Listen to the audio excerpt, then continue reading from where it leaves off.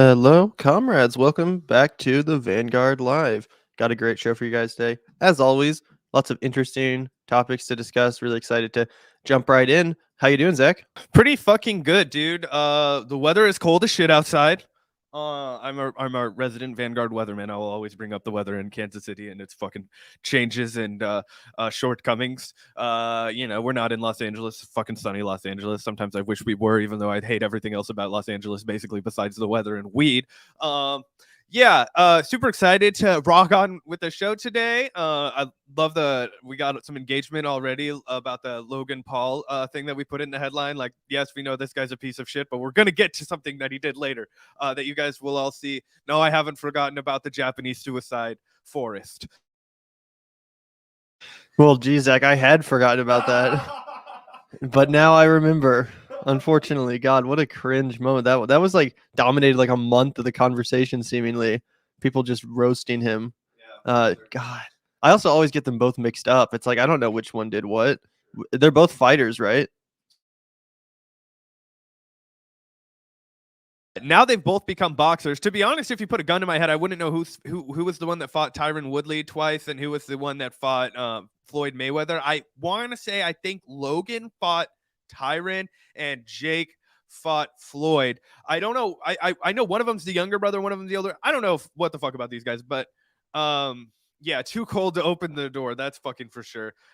Anyway, yeah, Jake Paul, Logan Paul, they're really basically just the same person in my brain. They're a stand-in figure for, YouTube commentators that mostly do bad things, but sometimes can be manipulated into doing things that aren't terrible. But anyways, shout out to Jack Dorsey for getting in our chat. Wow, that's so crazy, Jack. Yeah, the former CEO of Twitter is in our chat. That's fucking crazy, bro. But just kidding, of course. Anyway, did want to start our stream as always with a huge shout out to the patron community. You guys know the drill. Just a huge shout out to everyone supporting the Vanguard on patreon.com/the Vanguard channel. That link is going to be in the description if you guys would like to be on the shout out screen yourself and would just like to, support the show if you enjoy the content that we create. But yeah, just a huge shout out to recent patrons, DBRH.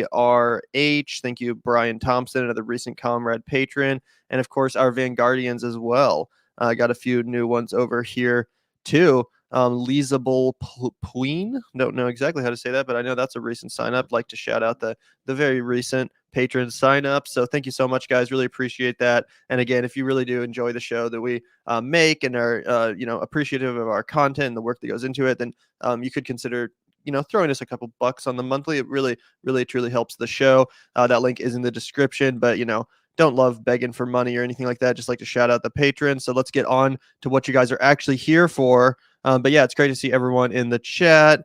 Thanks everyone for tuning back in. Always love seeing you all chatting away in the chat, expressing your discontent with our takes.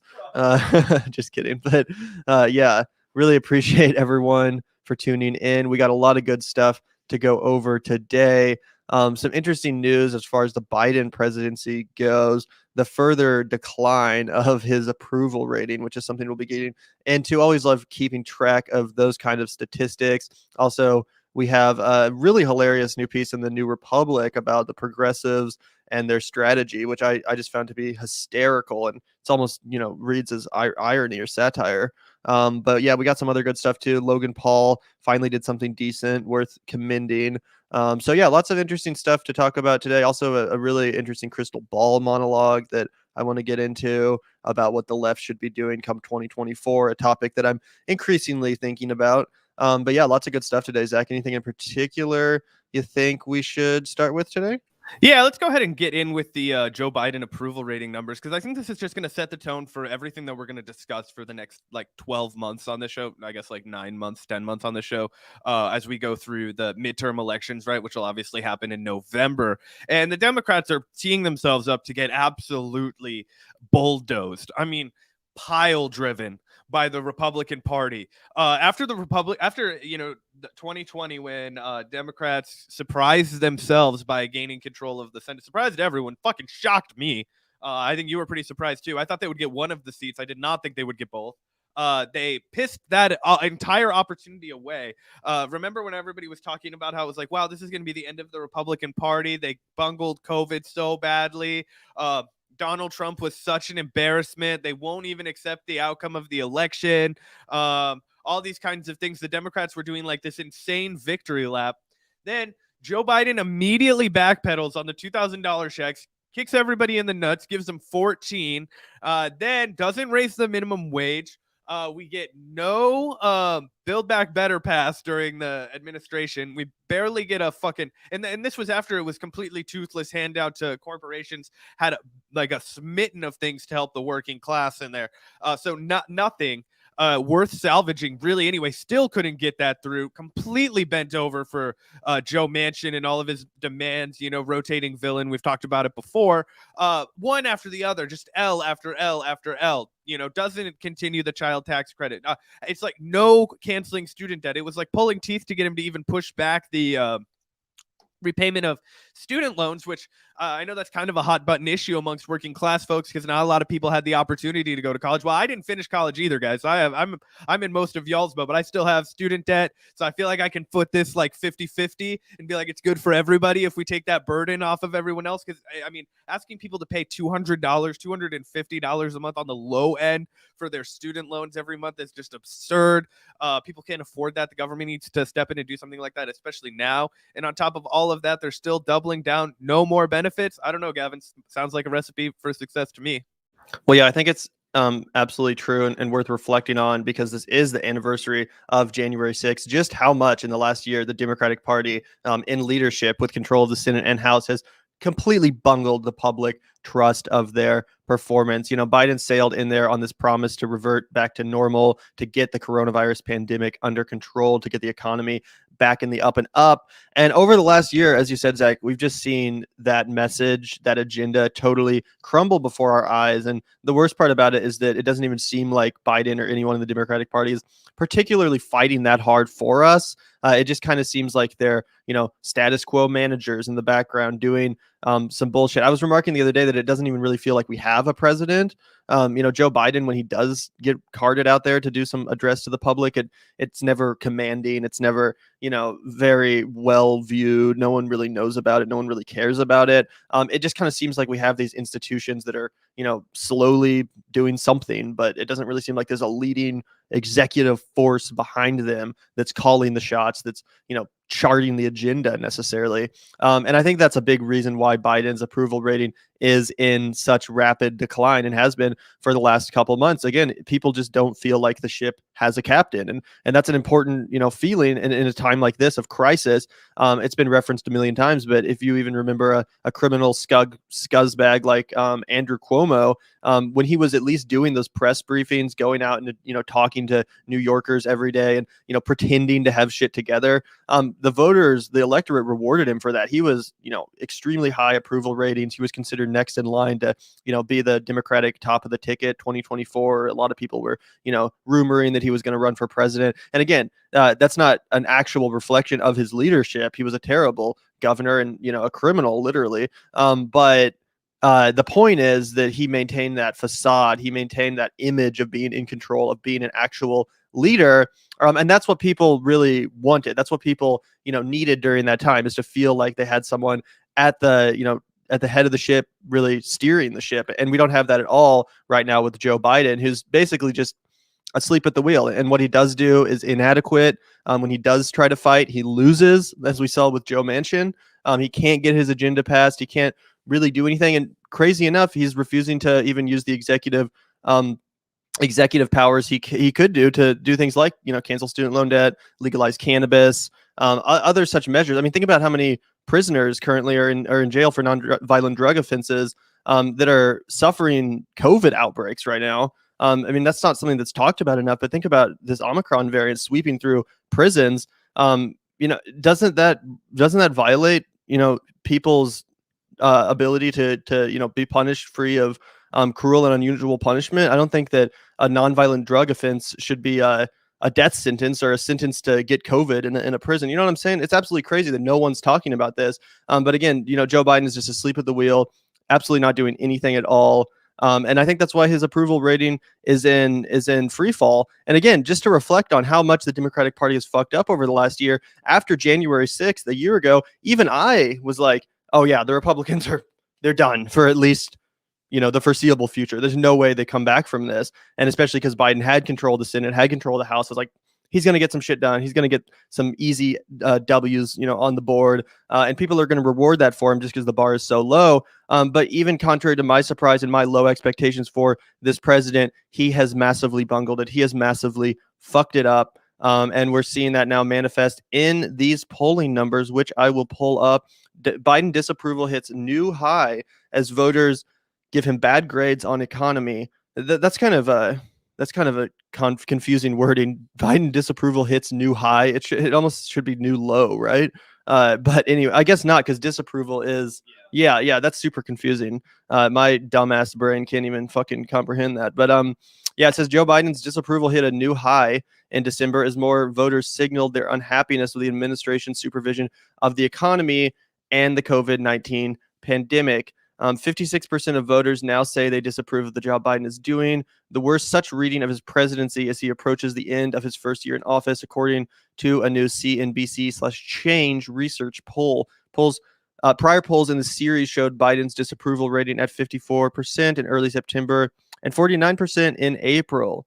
Biden's approval rating is now at 44%, down from 46% in September and 51% in April. And it says the latest sign of trouble for Biden comes as his administration looks to tackle a wide range of economic and political problems ahead of the 2022 midterm elections, which will decide the balance of power in Congress. And let's be honest, we all know which way that balance is going to be thrown. Not looking good for Biden. Well, they and threw the in the Democrats. towel on everything. You know what I mean? Like they have no legislation to pass. There's Build Back Better is completely dead. Like Joe Manchin's already said that he doesn't even want to negotiate it anymore. And if he did, they would have to go back to the drawing board. So it's going to be an even more gutted, more paltry version than what we've already seen. So there's nothing for him to, for lack of a better word, build back with, right? Like his approval rating is going to continue to dwindle. So if you're, and we've talked about this before on this show, but we are in a honeymoon phase, or we ended the honeymoon phase. It was supposed to be the honeymoon phase with the president, right? That's how it always works. The first year of the presidency, that's when you get everything done for the 4 years that you're going to run on traditionally. The public loves you. Your approval ratings are never so high as they are right after you've been elected, you've been inaugurated, all these kinds of things, especially with Joe Biden, right? Because, he was supposed to be this return to normalcy. He was supposed to be this diplomatic president, this person that we could look up to, be proud of opposite of Trump, right? Who was this oafish, eyesore on the country that, liberal folks were ashamed of whenever they traveled abroad, and all these Europeans would be like, how could you vote for this man? That was a real thing. But it's like, on a serious level, now that whole facade has worn off, and there's regular people who are looking at their fucking material existence and being like, actually, I feel shittier now than I did during the worst of the pandemic, when at least we had some government assistance coming in. I'm also not getting the leader that I was promised. A big part of what Joe Biden was selling was that he was going to be a present leader, like you mentioned, Gavin. Now he's just been a bag of bones that's not even lucid, right? Like, hey, Joe Biden, what's the status on those 2 tests per person that are going to be sent to every American home? You got to find that clip and throw it in the folder so we can play that, because that was absolutely crazy. Did want to shout out a few super chats too, real quick, as well as Mark Foster, apparently from Johnson County, KC. So that's right next door to us. What's up? Thanks for tuning in, man. Really appreciate seeing you in the chat.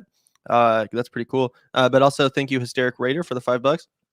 Don't know if you guys watched the recent Breaking Points video, but it looks like the conversation in Washington is, let's bring back austerity. Yeah, that is 100% what the conversation in Washington is, especially as we've seen the inflation erroneously blamed on the government handouts, the stimulus checks, which obviously didn't contribute to the inflation. That inflation is going on globally. It's not just here in America because we doled out, a pittance to the public.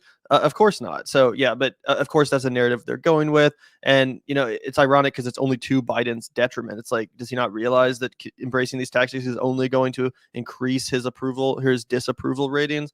Anyway, totally maddening. And thank you also, Das Bos Fleisch, for the $4.99. I wonder how many Biden primary voters now regret their decision to choose the more electable candidate. Well, I'm not sure, Dustbos Fleisch, because there is a significant portion of Biden voters and Democratic loyalists that no matter, I mean, that Biden could literally do absolutely nothing for 4 years and they would still say, well, at least he's not Trump. At least he's not Trump. That really is the refrain from the Democratic loyalists. And in some senses, they might be correct about him being better than Trump. In some senses, he might be worse. But either way, I think when it comes to the hardcore base, they're not going to necessarily change their mind. Although I know a lot of people on the actual left probably have started to somewhat regret potentially. Yeah, I think that we all have to remember that there are still a big amount of Democrats out there that will just simp for whoever the Democratic president is. I mean, it exists in all facets of all politics, regardless of what your politics are. We're all susceptible to this like team idea. I mean, that's one of the like human sicknesses, and it's also a benefit, right? But we're like, we can either embrace community or we can embrace like cliques and packs and my team versus your team and all that kind of shit. And that happens so much in politics. And so you'll get people that even though Joe Biden hasn't done fucking anything, and he's a bag of bones and he's clearly just in massive cognitive decline. Like we have to call it what it is. He's got like, dementia or some sort of like, senile senescence, whatever the fuck it is. And then you'll call that out and people will be like, wow, they just can't handle the fact that we have our first neurodivergent president. This is shameful. And I'm just like, are you fucking kidding me? Like, one, don't call Joe Biden neurodivergent just because he's old as shit and he can't remember his name half the time. Like, okay, like, fine. That's also just like, I don't know. It's just like, you can critique the president however you want to. He's the fucking president. Like, I always hate that, like, how dare you besmirch the president kind of thing. But it is that kind of party sickness. Like, I have to defend my guy even though he's just a worthless bag of bones. You're absolutely correct. And also with their gaslighting about his stutter, a stutter which apparently was not at all present during his tenure as vice president. Like, we all remember when he was the fucking second most powerful person in the country for fucking 8 years, and he didn't act like that. He didn't talk like that. He was able to express himself coherently in front of the crowd. What happened? So don't fucking gaslight it. I fucking hate that shit. It's like, no, we all know that he's in cognitive decline. Just admit it. You don't have to gaslight the citizens that realize that something is wrong and that this dude is not the same person he was. And I mean, it is what it is. I mean, yeah, most people, once they pass a certain age, 75 or whatever, you do start to notice that decline. It's fine. It doesn't mean that he's necessarily even has dementia or Alzheimer's. It just means that he's getting fucking old. But apparently we can't reckon with the fact that maybe people of that advanced age perhaps shouldn't be in control of America, the most fucking powerful country in the world. Like, seems pretty obvious to me, but it is what it is. I also want to say thank you to Kate for the $4.99. What happened to signing executive orders with that flick of a pen? Well, I don't know what the fuck happened to it, Kate. It seems like it's definitely not happening. I mean, Biden certainly reversed some of Trump's executive orders when he first got into office, but as far as doing anything of his own, legalizing cannabis, canceling student loan debt, etc., yeah, he has yet to fucking lift a finger. Yep. And if we remember one thing, Joe Biden's lazy. He's notoriously lazy. This was one of the things that came up a lot during the campaign trail. He was spending a lot of money on lavish hotels. Remember there was a part in the campaign where everybody was like, hey, Biden's actually running out of money. He needs more big donor donations because he spends a lot of money when he travels. He likes to travel in luxury.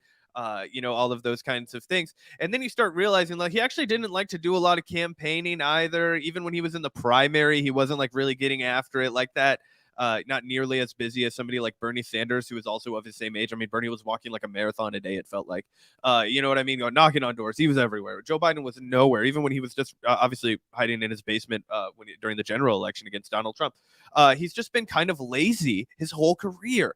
He got lucky. He slid into being the senator from Delaware, was like, I will do anything the credit card companies want as long as you keep me the senator of Delaware. And that's how he stayed in power for fucking forever, right? He was like, don't do anything to kick me out of office and I will give you whatever you want, guys. And he did. He did that. Now he's in the highest echelon of power. He has no one really to please other than the people that his team is taking care of in the, ever churning, just like deep state of fucking America, right? If we're being honest. So he just gets to chill in his office, have his aides tell him what the fuck is going on, remind him, oh, hey, Joe, it's not 2020 anymore. It's 2022. Remember, we ran an election during 2020 and that was a while ago. Now you've been president and, the calendar changed and okay. Those are the kind of meetings that he gets gets to have on the real. Meanwhile, the cabinet does the real running the country and fucking us all over. So yeah, he's just like a blind figurehead at this point, and so he's not at all interested in doing anything with his own power. Yeah, absolutely not. I think that's a pretty good segue, though, just given how much we've discussed how bad Biden has been so far. I did want to get into this crystal ball monologue about what the left should potentially do come 2024. Would it be worth challenging him from the left within the Democratic Party? I certainly thought that she had an interesting take on this. So let's take a look. But also shout out to Christina. Thank you for the $4.99. I voted for the Green Party because I've watched 40 years of Democrats doing nothing to help us. Yeah, well, me too, Christina. I'm also a Green Party voter. Unless, of course, there's someone like Bernie Sanders, who is, I think, a viable alternative to the corporate Democratic candidate within the Democratic Party. But yeah, usually if they end up nominating someone like Biden or Hillary, I'm on the same page with you. And I just want to also address this because I shouted out Mark. Mark says, okay, but if a Democrat is not elected, Biden will be replaced by the authoritarian GOP. They may never give up power. Well, that's not incorrect, Mark. You're not wrong to point that out. The problem I have is that the Democrats aren't acting accordingly. If this is true, which I think it is, the Democrats should be doing everything, since they are currently in power, to prevent this from happening. The only thing that's going to open the door to another takeover from the authoritarian right is the Democrats sitting on their ass for 4 years and not passing anything substantial, which of course then gives the GOP the opportunity to pretend to be the real populists. It lets them seize where the Democrats have failed and pretend like they're actually going to get stuff done. We know that's not true. A lot of people in this country are desperate, and they're easily susceptible to faux populist claims from the right. That's exactly what we saw happen in 2016, and it's very likely what's going to happen in 2024 if some Ron DeSantis or Donald Trump decides to run. It's going to be pretty easy for them to point at Joe Biden and say, this guy hasn't done shit. He's had a super majority almost. He hasn't really passed anything to help the American people, and they're going to be able to accurately say that. So my concern is that the Democrats' inaction will lead to this. I think that's why they need to do something. So you're not wrong. Yeah, and just to jump in, and for people who want to have a more fleshed out conversation about this, I saw RJ in the chat asking about it, the January 6th fear porn and all that kind of stuff. We're going to actually do an entire call-in episode all about that right after we finish here, so put a pin in that. If you guys are really curious about that, you can jump in, chat with us. We'll talk all about it for a while on our next show. But just to respond really quickly, Mark, to the comment that you made, I think that, as Gavin was pointing out, there's an opportunity that the Democrats are creating electorally to just get hammered by the GOP, who are absolutely authoritarian. But I do reject the idea that if the Republicans win the presidency again, that it's like the end of America, that like democracy is abolished, and that like they're going to get away with the coup this time and all this kind of stuff. I feel like that's probably not the reality, just because the deep state and the powers that be and the oligarchs, they really do love the very polished neoliberal sheen that we can put on American politics, and that's one of the reasons why they detested Trump, and that's one of the reasons why for a coup to be successful, the military has to get behind Donald Trump. That's why they didn't. So I think a lot of the mainstream media outlets are trying to fearmonger about this, because it makes it even more impossible to consider voting for anybody but a Democrat, and that really plays into their hand. And I don't want to undersell what Donald Trump was probably perfectly happy with having. I'm not saying that Donald Trump would have been personally opposed to just re-inheriting the throne of president or anything like that, because he has no moral values or no moral compass. But I do think that the institutions and the powers that be in America would in an effort to still maintain that authoritarian control, but to minimize resistance, they would kind of do what they did in January 6th. They feign this outrage, right? They talk about how it's like Pearl Harbor or something, but in reality, their policies are almost no different than the people who were storming the Capitol that day. You know what I mean? It's just they want their guy to be in power instead of this guy. Yeah. Anyway, to move on, I did want to take a look at this crystal ball monologue. As I mentioned, thought this was pretty interesting, and I would love to discuss the viability of this and whether or not it will or should happen. So yeah, let's take a look here on her thoughts as far as a lefty, someone from the left flank of the Democratic Party, actually primarying Joe Biden come 2024. Again, something that I've been thinking a lot about. But yeah, let's hear what she has to say about this. Krystal, what are you taking a look at? Well, everyone, it is hard to believe, but 2022 is upon us, and we might have an issue with the audio. Okay, tell me if you can hear it through your headphones. You know what that means? Time to look straight past the midterms towards that 2024 presidential race. I'm actually serious here. Jockeying and plotting, they have already started, and all of the maneuvering will be supercharged by what a manifestly weak president Joe Biden has certainly turned out to be. Now, on the Republican side, there's only one real question. Will Trump run again? If he does, he's going to be the nominee. And who knows what that dude is going to do, but it seems more likely than not that he will try to reclaim the White House. After all, he's around throwing his weight around in the party, making endorsements, ramping up his media appearances, setting up his cringy social media company, etc. On the Democratic side, with an incumbent president, there should be little to nothing interesting happening, but instead, there's actually a lot more intrigue on the Democratic side than with the GOP. Biden is a terrible president, and he is also extremely old. And while he does insist that he plans on running again, literally no one in D.C. is confident that that is actually going to happen. Now, if Biden steps aside, his vice president would be the obvious successor, but Kamala Harris is even less popular than Joe Biden somehow. That has caused the donor class to start plotting in secret meetings how they could push Mayor Pete ahead of Kamala in line. It's an amusing soap opera that I will certainly track with popcorn in hand, but from my perspective, it couldn't possibly matter less which careerist corporate tool destined to lose they decide to prop up. But there is a new possibility taking shape that's a bit more intriguing. The left, disgusted with the lies, broken promises, and sheer incompetence of the Biden presidency, are considering putting up a primary challenger of their own against him in the Democratic primary. Not the progressives here in elected office in D.C. They've sadly been largely neutered. But someone outside of elected office, Nina Turner, Marion Williamson, have both been named. They have the potential to step up. Politico has that report. Quote, the left is already looking to 2024. Some want to see a Biden primary challenge. Quote, will. Just wanted to quickly pause that to comment on what she said so far. What do you think, Zach, about the idea of potentially Marion Williamson or Nina Turner running? Yeah, it's funny. I actually put this piece in the folder a couple days ago for us to react to. I think it's a interesting idea here. I don't think it's like a surefire, and I don't think it's like I actually have really mixed emotions about it the more I've sat on it over the past couple of days, because I think that both of those people are sure to get fucked and lose if they run again. So it's one of those things where I'm desperate to have an alternative to Joe Biden. But I just think that if you can't win a congressional seat, then you can't win the presidency. And it's kind of like when everybody was making fun of Beto O'Rourke for running for president after he lost to Ted Cruz. And it was like, oh, the Democratic Party loves losers. Let's go ahead and run the guy that lost to Ted Cruz. And maybe he'll lose to Donald Trump, who beat the fuck out of Ted Cruz when they ran against each other. So, yeah, I think that that's a tough sell to make to the American people. It's like, sign up, send a bunch of your money in.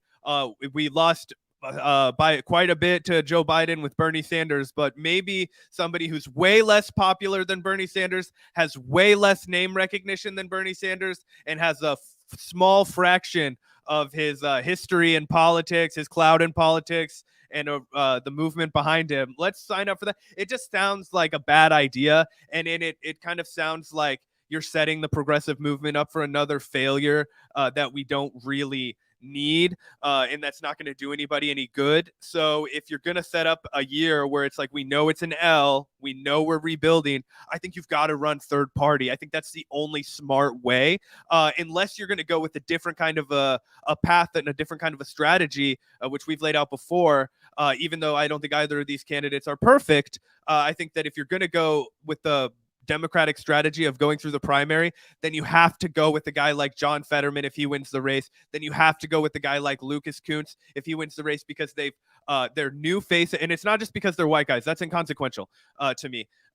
Because it's that we need somebody that's won a race. Like if Lucas Kunce loses, then he's out. There's no way. But if he does win with a populist message in a place like Missouri in 2021 or 2022, excuse me, and feel like Joe Biden now, in 2022, that means something, right? If John Fetterman goes to Pennsylvania and wins a state where you have to fucking win to become president, that means something.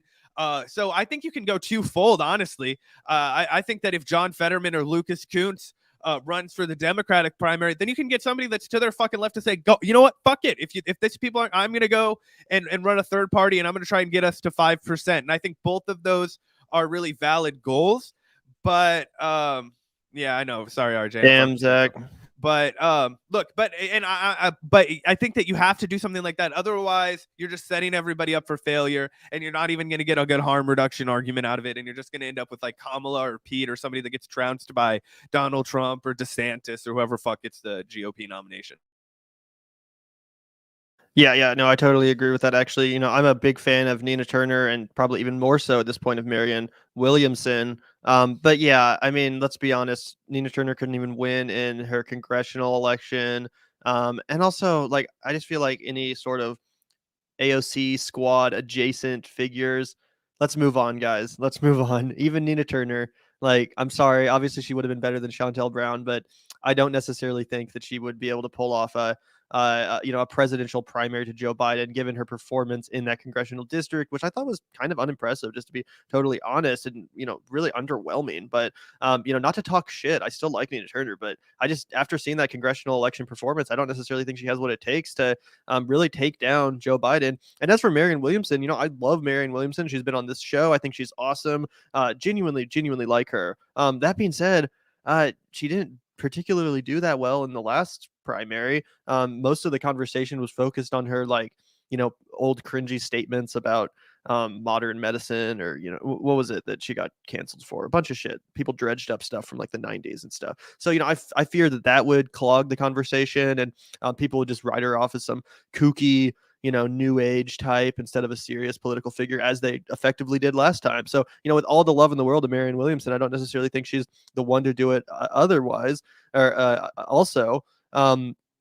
And as far as John Fetterman and Lucas Kunz go, yeah, I totally agree that it's someone like that has to be the forebear, someone that's, not connected necessarily to the squad, someone that's not going to, bring all that baggage with them, someone that has a interesting new approach to this, and could really bring a populist message from a state like Pennsylvania or Missouri. I think that would be awesome. And again, not really connected to what we already know, someone new, someone fresh, someone that the American people doesn't already have a bunch of connotations surrounding. So yeah, I think that those would be better choices. Although, if Marion Williamson or Nina Turner were to decide to do this, it's not that I wouldn't support them. I still, out of principle, would support them. They're obviously way better than the alternative in Joe Biden and the Democratic Party. So, it would still be a commendable task. If I was in control, I would maybe think of someone else. Another name that people have floated that I think is great is Sarah Nelson, who's the international president of the Association of Flight Attendants. I don't know if you're familiar with Sarah Nelson, Zach, but I've seen her on a few interviews like Bad Faith and stuff like that. And she is a really powerful speaker, really seems connected to the working class, very charismatic and, human feeling. Doesn't just seem like a craven politician at all, and seems to really know what she's talking about too. So she's the flight attendant lady, right? Yeah, I just said that. Okay, yeah. But yeah, I think she's also someone to keep an eye on, although she would have to increase her name recognition, obviously. Yeah, 100%. And sorry, I was looking at the comment section. Somebody did bring up the fact that Marianne Williamson obviously had the questionable politics on Palestine. Like, that's why I mentioned nobody's perfect, and I certainly don't stand with Marianne Williamson on the fucking defending Israel and all those kinds of things. And I also probably wouldn't donate to her campaign if she ran for president, if I'm being honest, right? But that being said, like, you compare that to Joe Biden, and that's the whole mess of American politics, right? It's like you can play that game all day long, right? I guess, where it's like, compare this person to Joe Biden, and they're like, miles better, but it's also like, I also don't want to support somebody that's fucking gonna go out there and be like, yeah, like, we could still give some money to Israel, kind of like. That's why I don't want to get behind an AOC presidency either, because fuck knows what she would do if she was at an executive office and was like, well, the who and the what and the how, and it's like, no, I don't fucking who, the who, the fucking, you lost my trust here. And that's just the way that it kind of goes. That's the flight attendant. That's an interest, or she's not a flight attendant. She's like the spokesperson for all the flight attendants. I wasn't meaning that in like a derogatory meaning at all, but that's just, Sarah Nelson, definitely an interesting working class kind of a voice. Would be actually really excited if she could drum up some support. That's somebody that I could see myself being really interested in learning more about, a candidacy that would, really kind of ring true to like an old kind of like union working class kind of a candidacy, somebody who, you don't feel is going to sell out the workers, somebody that's going to hold the line for you. Did you see her on Bad Faith when she was on there a while back? Maybe in clips, but I need to go back and watch the whole thing because I definitely didn't watch like the entire episode for that week. Yeah, she's actually like obviously base as fuck, but also kind of like surprisingly funny and charming. She has an interesting vibe that I definitely fuck with. So, I would definitely keep an eye on her too. Thank you, Kate, for the super chat. If Marion Williamson runs and can get a positive comment from her pal Oprah, then game on. Hey, you might be onto something there, Kate. Some people were hoping Oprah herself would run for president, right? That was Oprah that people were our saying. president Oprah. Yeah. NBC tweeted that. Maybe they could get on a ticket together. Now we're talking. Turn Oprah into a based communist. Let's go. Just kidding, obviously. But you're not entirely wrong either, Kate. If she could get on someone's good side like Oprah, then maybe that would up her chances. But who knows? Okay, but do you want to know what's fucking hilarious about that I just remembered and Googled to make sure that it was true? That whole thing that went down when NBC tweeted that like our president Oprah, and it was like a big deal. Do you know where that speech that she was giving her speech was? Was it the Golden Globes? It was the fucking Golden Globes, which is hilarious because one, nobody will show up to the Golden Globes this year because they have no black people, I believe, at all. Not a single one on their entire panel. And it's like super like old white crusty bastards. And yet it just shows that it's all vacuous, right? Like a couple years ago, nobody gave a shit about that. And it was all like slay queen. Oprah's giving the award here. She's going to be president now. Hashtag, resistance, whatever the fuck. Anyway, I just thought that was hilarious. Yeah, and also I was being 100% sarcastic about Oprah and Marion Williamson. Obviously, I would have no interest in Oprah being anywhere near power. She's a total elitist, doesn't know what the hell she's talking about, of course. But yeah, that was the Golden Globes, which out of 80 plus members had not a single black member in the Hollywood Foreign Press Association.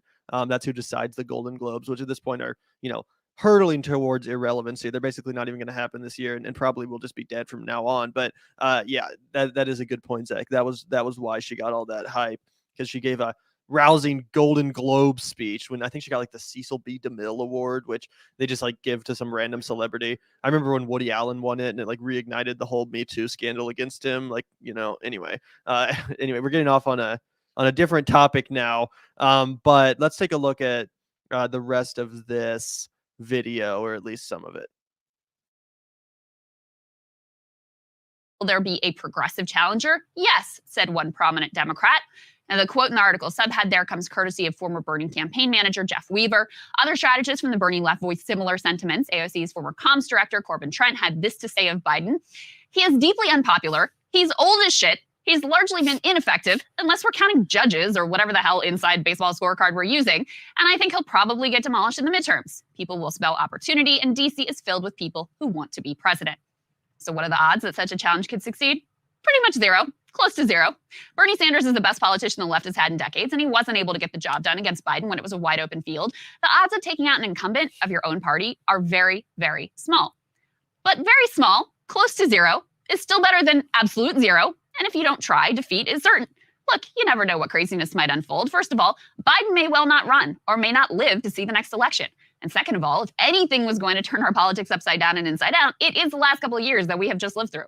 We've dealt with a once-in-a-century pandemic in which trillions of dollars of wealth were funneled to the top of society, while the working class was given a little pat on the head, told they were special essential workers, and sent back out there to generate more profits for Mr. Bezos. And what's more, we face a dire reality right now. The country desperately needs to be rescued. It needs to be rescued from the Trump Republicans, but it needs almost as urgently to be rescued from the Biden-Pelosi Democrats. I am 100% behind any effort with even a tiny minuscule chance of accomplishing that goal. Obviously, a rising labor movement is one really critical part of that. But electoral politics, that's another critical piece, because it sure seems like we are at a tipping point of catastrophe on basically every front. You might say we're at a breaking point. Destabilizing inequality has accelerated dramatically as wealth by the trillions poured into the bank accounts of the wealthiest among us, while Congress handed out comparative pennies to the broader public. Whatever you think about the fairness of the situation, history is littered with examples of societies which collapse and revolutions that are sparked when the public rejects the basic distribution of wealth and sees through whatever bullshit rationalizations the ruling class dreams up to justify their grotesque largesse. Government capture by moneyed interests has reached extreme levels as well, as evidenced by the fact that the one really transformative bill that has passed under Trump or Biden was a giant corporate tax cut. In the Biden era, corporate America has been able to absolutely run the table. They cherry-picked only the business-friendly infrastructure deal and killed off the broader social and climate agenda altogether. Meanwhile, many of our legislators are brazenly on the take. Pelosi recently scoffed at the idea that they should not be gambling in the stock market while also legislating with access to inside information. She then proceeded to make some big trades over the holiday break, buying millions in call options in companies like Google, Roblox, and Disney. Thanks to our friend Unusual Whales for tracking that one. Of course, the climate crisis continues unabated. This holiday season brought with it more horrifying records and shocking weather extremes. Tornadoes ripped across the Midwest in a way that has literally never happened before in December. The previous record high number of tornadoes for the month was shattered by the 163 tracked in December this year. Suburban Colorado faced down an urban firestorm that forced shoppers to flee a Costco under apocalyptic skies of gusting winds and swirling embers. Let's look at that. It's insane. Here in DC, we were setting records that were actually kind of nice if they were a bit unsettling. We had a bunch of 70-degree days as we basked in the second warmest December ever recorded. And then the temperature abruptly dropped 30 degrees in one day, and this morning it snowed. And look, with the anniversary of January 6th looming, we got to admit, the whole democratic experiment we're engaged in here, it's kind of on life support, folks. Increasing numbers of people trust no one, believe nothing, and have fallen into complete nihilism. Or on the other hand, they fall prey to phony saviors and rigid ideologies that see the world in dangerous binaries of good versus evil. That is the logical end state of a nation with no organizing values outside of money and outside of profit. So, of course, faced with the primary challenge, establishment Democrats will try to argue that any threat to their control of the Democratic Party amounts to an existential threat to the nation. Sure, they've done nothing but allow conditions to ripen for the return of Trump or something worse, but they'll still claim that they are the only ones standing between America and the abyss. They'll insist that any dissent within the party will inevitably lead to fascism, that any honest critics must actually be doing the work of Putin or Trump or white nationalists. But we can't be afraid of more democracy. In fact, it is the only thing, both in the workplace and in the nation at large, with even a sliver of a chance of saving us. I hope that someone courageous and uncompromising steps up, not for some phony notion of pressuring Biden or pushing Biden on this or that issue, but to take their best shot to actually win. As a long shot, at this point, it's the only shot that we've got. And Sagar, at the very least, these people deserve to be challenged in a way that is not... And I do like what she says there at the end. What was it?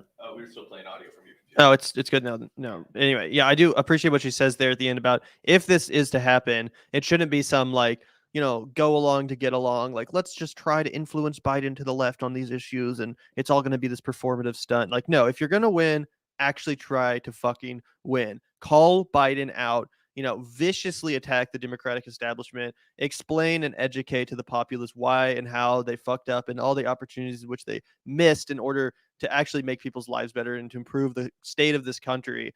So if this is going to happen, it can't be like a, Bernie 2020 style, like, all these Democrats are great options and, they're all going to be better than Trump. And, we all have to be friends and a big, all get along like buddies and all this shit and sing kumbaya. Like, no, it has to be a vicious attack against the Democratic Party. If someone like Nina Turner runs, then she can't do what she did in Ohio and try to, hold hands with the centrists and pretend to just be a slightly better version of what the people already have. No, she has to unequivocally call them out and say, this is how they have failed. This is what needs to be remedied.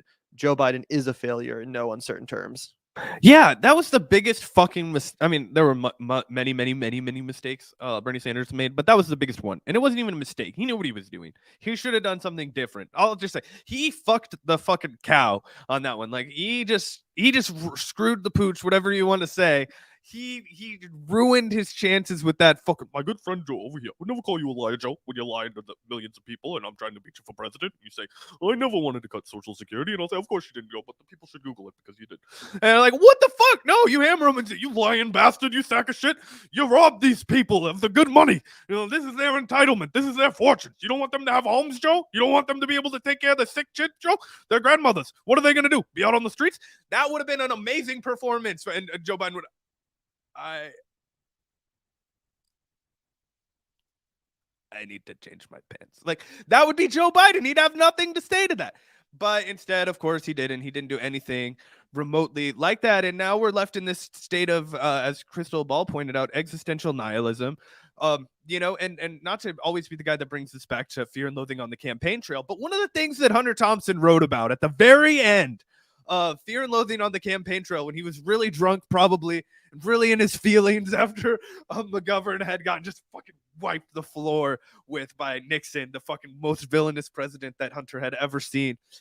And he's talking about how after 68, everybody got kicked in the teeth so hard, and everybody was just shocked and hurt and broken, but there was still a war going on, and it anchored everybody back to the cause. And all these young people said, we're going to give it one more go in 72. And they put up McGovern, and they got him the Democratic nomination. And then the Democratic Party absolutely, undeniably sabotaged McGovern's campaign. I don't think that you can argue that they did anything besides just pull the fucking boxes out from under him and let him sink, right? Like, that's what happened. And what happened after that? Massive apathy from any young people getting involved in politics. And that was what Hunter Thompson wrote about. He said, good luck getting any of these motherfuckers to show up to the voting booths today again until they die. They've been cheated. They don't believe in democracy, and they might be better off for it. Like, he was pissed, right? Like, you know, he was talking about how heartbroken he was. Like, there was a throb in his throat. Like, you know what I'm saying? That's how I feel now, because it's like 2016 uplifted so many people, and then they got cheated in broad daylight and kicked in the teeth. But then they were like, you know what? We're going to come back hard in 2020. Everybody told us that it was too late. Bernie was never coming back in 2020. And then they go and they do the hard thing. They get fucked again. I don't think they're going to really go that hard the third time. That's what I worry about. And yeah, no, that's a great point. And there's just so many parallels in that book and in that election between what happened with Bernie Sanders. I highly recommend everyone read Fear and Loathing on the Campaign Trail 72 by Hunter S. Thompson. Definitely a very important piece of political journalism that, again, just has so many connections to the modern era. But yeah, that's a great point, Zach. Such a great point. The amount of people that are gonna still have the optimism and, you know, fortitude necessary to pull off another, you know, Bernie style insurgent challenge is unfortunately waning. That's for sure. yeah, but there was one last clip that I wanted to get to, unless you had anything else you wanted to say on the Krystal Ball new primary thing. I saw this clip from Bad Faith, and I was actually unfamiliar with this commentator up until the point that she was on the Bad Faith pod, but I was fucking loving what I was hearing. And it was all about how, you know, we as independent thinkers, or she was referring to herself as an independent thinker, you know, doesn't owe anything to either side of the political establishment. She doesn't owe anything to the squad, and that the squad needs to learn to fear their progressive base in the same way that Republicans fear their most rabid bases. You know what I mean? Like, Republican candidates, they fucking fear their bases. You know, they will not, like, you go out and be a Republican that goes out and says, like, I support abortion. Like, your base is done with you. You're going to be fucked forever. It doesn't matter that you did a good, you know, nominally good thing. You said, oh, I support women's right to choose. Like, you're going to get fucked. Progressives don't give a shit about their base. They'll be like, yeah, I supported a vote for an Iron Dome in Israel. Like, yeah, you know, I had to. Shut the fuck up and cry about it. You want a worse candidate? Yeah. Let's take a look at this. What would you like to see the progressive members of Congress, whether it's the original squad or people like Pramila Jayapal and Ro Khanna, what would you like to see them doing and saying differently right now? Yeah, I think they're politicians. To me, politicians are politicians. I see them all the same, Bree. I really do. Mm-hmm. It is a different makeup to be a politician. I've worked with enough of them behind the scenes to know they all fold. At some point, they fold. They call it compromise. Our job is to make sure they compromise towards our way, period. And so the same way that the left is hollering about, oh, mansions owners, you progressives need to stop giving your last $2 to these people that are folding, period. It's a hustle. It's a con game to me. I'm going to call it what it is. And then the Democrat side says, look, all the progressives, they keep taking their money. All those poor, dumb progressives, they keep giving their money. Guess what? They're right. The same way the progressives said, oh, you dumb Democrats, you keep giving your vote and they're not doing anything. Well, yeah, and you progressives keep giving your money and they're not doing nothing either. So it's the pot calling the kettle black from my independent view. Cut off their money. Let me call it out clearly.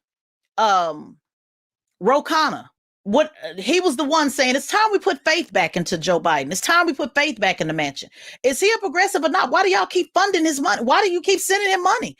Oh, yeah, but no. Don't worry about that. It's the corporation's money. No, you're taking grandma so-and-so's last $2. The nerve of you. Shame on you for taking the poor people's money and then folding and switching it up because you ran for office and now it's all about compromise. We this or that. No, you a fraud, and y'all need to start. If I was a progressive, I would be calling out these frauds step by step. That's Bernie Sanders included. Any one of you bend the knee. Any one of you do what we don't tell your ass to do. The money stops. The promotion stops. And to me, progressives, I will tell you. And, you know, they lied and said, I praise Trump. I never praised no damn Trump. I've never said I like Trump. What I have said, I've always said I'm against Trump. What I said is I respect how he lays the smack down and how his voters make damn sure. You have Republicans who are willing. I'm not saying what they're doing is right, but they're willing to go to jail, Bree, just to keep their promise. They're willing to go to contempt just to keep their promise. Because they know that their voters will vote their ass out. They know that the money will stop. They know that the power will stop. So Trump don't give a shit what he got to do, fascists or all, to appease his voters. Why is it that progressives are not scared of their base in that way? Do you really believe that out of 350 people in Congress, it's only 6 people that believe that? Bullshit. Manchin is the fall guy. It is many people behind him that are saying, hey, do this. We're going to let you be the fall guy, including Joe Biden and my own personal conspiracy belief. But also, where are these progressives that said that you're going to ride? You guys should be calling them out day in and day out. So it's not about what I want to hear from those politicians because they're all shapeshifters. I want to hear from the people. These people that keep going after these corporations. When are you going to go after this corporation called the Progressive Movement that's literally taking every damn dollar you have? Who's going to have the balls to do that? Damn. That was a great fucking guess. I had not seen that clip yet, but she's absolutely on fire and 100% correct. I love that energy and I love that approach. And I think it's one of the more pathetic aspects of the so-called progressive movement, how we've seen them, a significant faction of them just have this complete inability to call out the very obvious failings of our so-called progressive lawmakers, the likes of Ro Khanna, the likes of AOC and Cori Bush and all these kind of faux aggressives that we have. It's absolutely crazy to me that after the kind of game we were talking just a year or so ago, how everyone's just down to, get on their knees and apologize and defend these folks when clearly they're not doing what they promised to. Again, it's gaslighting. Stop fucking pretending like these people are doing anything other than folding to the establishment and giving up the fight, then refusing to actually hold to account the elected officials that they claimed they were going to push to the left. It's absolute insanity. And like I said, just pure gaslighting. So thank you to this guest on Bad Faith. Yeah, Teslin Figaro. Yeah, for offering this perspective, because it's one that I totally agree with. And honestly would love to have her on the Vanguard if she ever had the time or interest. Dude, I know. I thought that immediately. I was like, holy shit, where have you been? This is the kind of fire I live for. So I'll definitely be emailing her, and who fucking knows if you'll see her on the Vanguard. We hope so. But yeah, let's just break down that really quickly, though, because that should be the energy that every single person who told you to push Biden left is bringing. That's the kind of energy we try and bring here at the Vanguard. You know what I mean? Like, we don't simp for these people, right? And you got to call them out when you call them out. Like, a lot of times people think we give too much credit for Bernie Sanders. We bust Bernie Sanders' balls, I think, a fair amount. I think we try and hold him to account. He has disappointed the absolute fuck out of me. He has hurt my heart. Okay, guys, he has made me believe less in everything. Okay, so if that any more ways to put it than that, I understand he's dropped the ball, right? And I think that she does a really good job of just saying, guys, hey, the money has to stop. Ro Khanna is not on our team anymore, and we have to stop treating him like he's on our team. In fact, we have to start tar and feathering the man now all the time until he feels so guilty, until he's internalized his fuck-ups so much, until he's like, why do all of the progressives hate me? Why do they call me a neoliberal shill? Why do they call me an XYZ? Why do they ask me about my fucking finances every single time I go on any single one of their shows? Why do you X, Y, and Z? That's how you have to treat not just him. That's how we should be treating everyone. All of the supposed squad, as Gavin mentioned, we got to move on from that, right? That squad is just the Democrats, right? Just Democrats. Unfortunately, really didn't want that to be how it turned out, but it is. That's why I'm a little mellow on, electing another wave of these fuckers again. It's like, it's just a waste of time. Unfortunately, it really sucks because we put a lot of energy into it here. We interviewed how many fucking candidates, Gavin? Like 100. It felt like we were, before anybody knew who the fuck the Vanguard was, guys, we were out here interviewing lots of fucking candidates. Because we really were trying to be a part of that wave. We were trying to spread the message. We were trying to make shit happen, and it was all for the birds. And now you've got to course correct, and we have to do just kind of like what Tesla and Figueroa was saying. We got to own up. We got to say, hey, the praise cuts off. The team sports is cut off. Now we're on our own. You're on your own, and we're gonna try and push you to our side. We're gonna make you compromise towards our side, but you're not our friend. You're not our ally. You're just an obstacle that we're gonna try and manipulate now, and that's how we have to start seeing all these motherfuckers. 100%. And thank you, Holly, for the $9.99. There's a suggestion I can get behind. There's a way to get me reinvested into electoral politics. Absolutely love Richard Wolff. And yeah, I've always said that he would make a great candidate if he ever had the interest. I feel the same way about Cornel West, Chris Hedges, really compelling speakers, great at articulating the issues we have in this country in an uncompromising way. So yeah, if anyone would, be able to do it, sure, someone like Richard Wolff might as well give him the shot. I would certainly be enthusiastic about that, Holly. So thank you for the super chat very much. Really appreciate that. And great suggestion. Yeah, and we've had Richard Wolff on the show too. He's a really great guy. Really was really nice to us. So, just plug that interview if you guys haven't seen it. You can check it out. That was a lot of fun to do, and learned a lot from him. And he had a really interesting perspective on Bernie Sanders in his evolution. Because I asked him, or one of us asked him. I don't fucking remember. We asked him about, what do you think of Bernie Sanders? Do you think he's kind of like fucking bent the knee or whatever the hell? And he kind of responds to that. So if you're curious about that, check out our old interview with Richard Wolff. But yeah, this is a lot of bad news, right? But you have to take stock on your bad news if you're ever going to build a plan forward, right? And so Gavin and I are committed to not ever feeding you guys false hope, right? So we come out here and we will let you know that shit is not exactly where it needs to be. Like the progressive movement is on life support right now, but that means we have to start rebuilding. We have to start figuring out what is going to work. What we know what's not working so far, right? So we can apply that knowledge and start moving the chains, right? So we have a couple of different avenues that we can pursue, and we're all still feeling it out. And depending on what your personal outlook on the world is, it will probably impact your decision on which route you go in. Obviously, there's nothing wrong with being a full mutual aid person and just going out there and saying, I want to help my community on a small scale and I'm done with electoral politics. That's fine. But there's also no need to demonize people who are still trying to work on a strategy that will reduce harm through electoralism. So I think that a robust effort to get to 5% with a third party would be something that is extremely meaningful to do during the 2024 period. That will, get federal recognition, some financing for the party, really kind of be a big step in the right direction, something the Green Party's never been able to do. And the only way that'll come is if we can actually, like our politics would suggest, work collectively. Green Party, DSA, Socialist Alternative, People's Party, all come together, say, hey, we all want this shit. We all want a third party. We need to get this done. We need to get 5% of the voting electorate in on it by 2024. That's an avenue.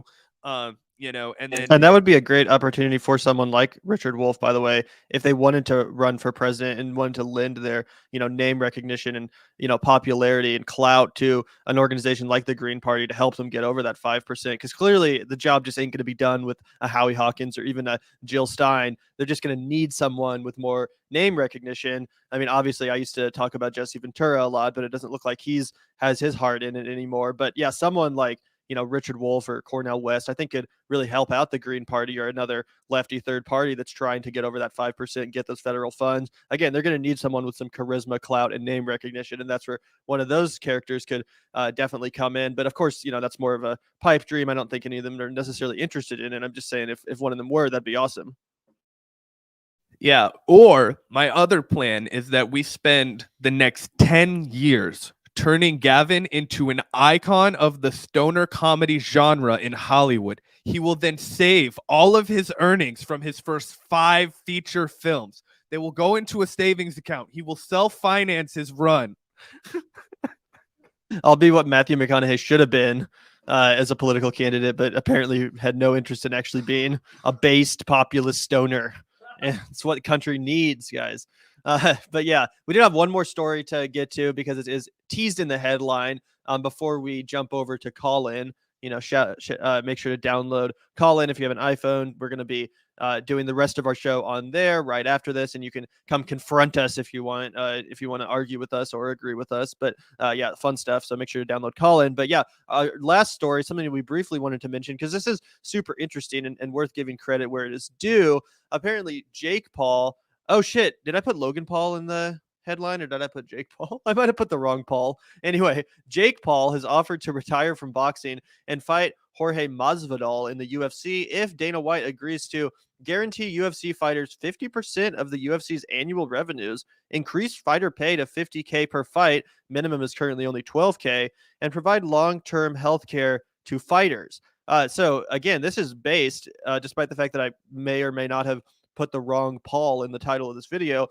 Kudos to Jake Paul for doing this. It is pretty crazy that this isn't already the normal, like the fact that long-term health care isn't provided to these fighters who of course are going to need that long-term health care. If you see the kind of brutality that they subject themselves to for this sport, obviously you're going to need some fucking health care later down the road. But also just this kind of thing. I mean, think about how much money the UFC makes from a fight to only, give them a minimum of $12K. That's fucking crazy. They make millions of dollars off those. So yeah, at least $50K per fight is something that I also totally agree with. And then 50% of the UFC's annual revenues is also super base. So, again, Jake Paul is kind of a, clown, obviously total elitist, but this is cool. And this is actually him, using his influence for the right reason. So, I guess that's worth shouting out. So, good job, Jake. Yeah, and I wanted to talk about this because I wanted everybody to know exactly how fucked up the UFC is. And so for people who don't know, I don't like to talk. Everybody assumes you love Joe Rogan if you like that UFC. It's really kind of a conundrum. But anyway, one of the things I really like is watching UFC fights. I used to kickbox, whatever. I like it. And the UFC is probably one of the worst. They're like the definitive, American mixed martial arts promotion, right? So there are there's Bellator promotion in the United States, much smaller. I think the UFC has absorbed like Strikeforce. I think they've absorbed basically everything else. And then there's One Fighting, which I believe is based in Singapore, and they've plucked some of the older champions from the UFC. I know Demetrius Johnson, Mighty Mouse, who was the 125 champion of the UFC men's division for the longest time, the flyweight division. He left. Right after he lost, I think Henry Cejudo, he went over there. But anyway, and they've been better with taking care of fighters long term. But the way that the UFC operates is that you're basically, it's like you're an Uber driver, right? You're like a Title IX contractor. You show up, they give you, if you're a regular, like fresh off the block undercard guy, you're getting like 12 grand, like they said, to show up. You're getting the fucking shit kicked out of you. Bad shit kicked out of you. They're not like if you get hospitalized immediately after the fight, I think they do take care of it, but it's anything after that, any long-term damage, which of course you're getting long-term damage. If you're getting 12K one time, a lot of the younger fighters, they have to pay their team, they have to pay a shit ton of that money in taxes, like 30% of it goes to taxes, right? All that kind of stuff. So these are working class people. They still have jobs a lot of the time. So you're getting hurt and then you're going to work, and the UFC has no liability to take care of you medically, even though they've just exploited you and made a bunch of money off of you. And just for reference, guys, not only is Dana White himself a billionaire, which he is, but the UFC company itself is worth like $10 billion. Okay, so it's a ginormous company. They could definitely afford to pay fighters infinitely more than they do. They should actually have a roster like the NFL where you're an employee, where you have benefits. It's super fucked up the way it is. And of course, Jake Paul is a douchebag, and we're sorry that we fucked up the Logans. I told you we were both thought that they were interchangeable. And then, yes, he's definitely just doing this to repair his image.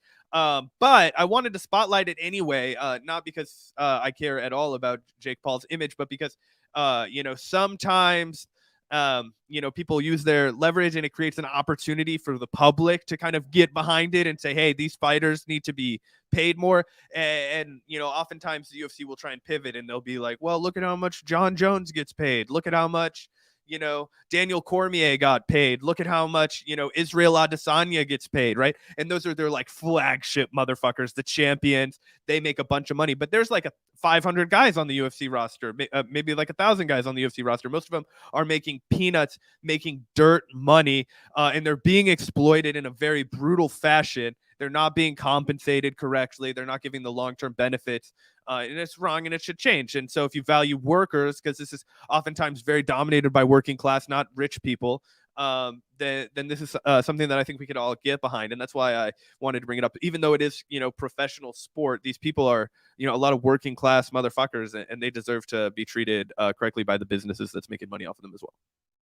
Yeah, and also I did want to do one thing before we end the stream. Totally forgot about this, and I'm so sorry to our patron here, but we totally forgot to answer Tom's question during our patron Q&A the other day, and we totally forgot to get to that as I promised. So let's answer his question real quick before we hop off the stream. Thank you so much for the support, Tom, and sorry for and sorry that we didn't get to your question as we should have on that stream, but we're happy to answer it for you now and for a bigger audience too. So hopefully that makes up for it. I really do apologize for that though, and we appreciate the support on Patreon.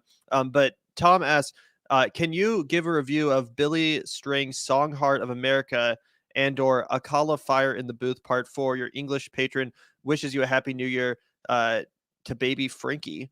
One last thing, could you try to organize a cross-continental political chat with Novara Media, a lefty British YouTube channel, or Russell Brand? Me and my dog believe in you. Well, thank you so much for the questions, Tom. I'll definitely check out these songs that you recommended. I unfortunately haven't had a chance to yet. Super busy lately, but I will bookmark that and check those out, and I'll message you on Patreon and tell you what I thought. As far as Novara Media, I'm also super not familiar with them, but I will check it out. And if it seems like they align with us politically, then I'd love to organize a cross-continental political chat. I'll make a bookmark of that too, and try to get something like that set up. As for Russell Brand, obviously would love to chat with Russell Brand, although he's a little bit bigger than us, to put it lightly. I doubt he would have the interest, but yeah, that would be awesome if that would ever potentially happen. Would certainly be down to engage with the guy. But yeah, thank you so much, Tom, for the question. Again, sorry we didn't get to it when we were supposed to. Hope you're not too pissed off at us. But thank you for the support. Thank you for the question. And also, Tom wanted me to shout out his comrades Jin and Ella. So a huge shout out to Jin and Ella. Thank you all for watching, and really appreciate the question and comments and support on Patreon. Yeah, I was just gonna say, if Rusty does want to come on this show, we can talk about his lovely performance in Forgetting Sarah Marshall. Loved that movie.